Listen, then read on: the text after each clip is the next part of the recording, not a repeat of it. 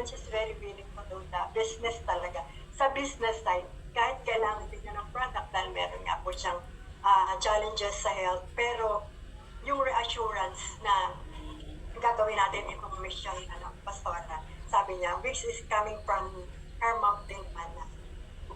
Ano ang gawin na nakikinig po siya kay JFD Angie, ang dami na daw nag-play sa kanyang mind ng sudo. So yun lang po, and then alam ko na ang i-improve ko medyo kulang pa ako sa area ng urgency approach. At saka yung kukunin yung pera. Yung sa side na gano'n. Though may chat naman ako, pero pagdating doon, I know doon pa ako kailangan maging very strong at saka mas, alamin ko pa, mas doon ko i-improve ang aking sarili. So yun, at saka yung narinig namin last na po sa isang speaker, very siya na namatayan siya ng kapatid na so siyempre sa John. And then sabi lang niya sa lahat, sipagan po natin na ma-share talaga ang lifestyle products dahil bigla-bigla ang tao. Yun lang po, yun. Thank you. Yan, palakpakan natin si Pastora, no? So, grabe si Pastora, nakita niyo talagang intentional na gusto niya matuto. Then, I noticed lang na ano ko lang si Pastora yung sinabi niya na kulang. Yung kulang ako nito ng alisin na natin yung kulang, dagdagan. Ito yung i-improve ko. Ito yung i-improve ko. Walang kulang kasi magaling na tayo nung pumunta tayo dito sa Lifestyles. Dadagdagan lang kasi si Lifestyles is ibang ball game ito, no? At kailangan lang talaga, no? Kung ano yung gusto mong i-grow sa sarili mo, may mga function. Kung product man yan, may product workshop tayo. Kung complan man yan, may complan workshop tayo. Then, may mga basic startup tayo, no? Alam na i-ask nyo lang sa bawat apply core dahil may advice kayo at may tuturo tayo kung ano yung dapat i-improve sa atin. Ha? Again, walang kulang, dadagdagan natin, i-improve natin.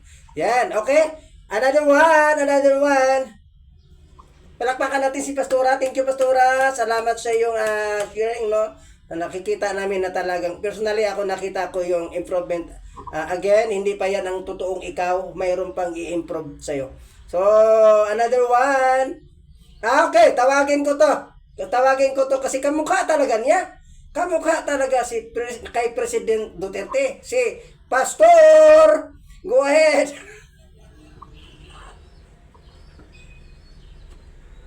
Yes. Nakataas ang kamay niya. Ang gwapo kasi, napansin ko, ang gwapo kasi ni Pastor. Go ahead po. Alay na kaya yan. Naalala ko parang natitigyan ko sa'yo, parang ako kung tatawagin dito Tinawag.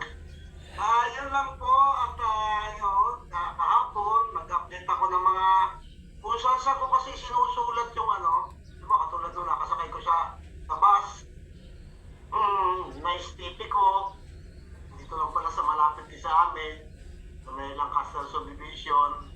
Nagtatrabaho rin sa Maynila. I-instructor ng dancing group pa kung mga ganyan. So, dinista ko yung pangalan niya. Binigyan ko ng calling card. Tapos ang aking bag laging may lalagyan tubig yan yung Indra battery. So, in-stipin ko siya habang kami magkatabi.